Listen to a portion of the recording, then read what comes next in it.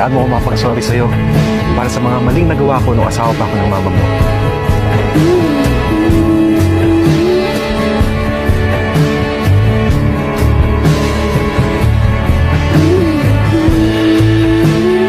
JJ, please, kalma.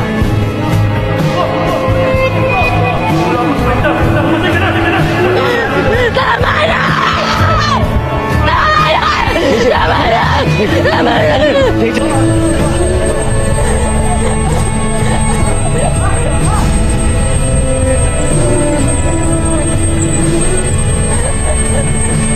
concerned ka talaga kay JJ, hindi ka pupunta dito. Kasi alam mo, mas nasasaktan lang siya. Mas malala pa pala ako. Nakukulong sa nakaraan na hindi ko naman maalala.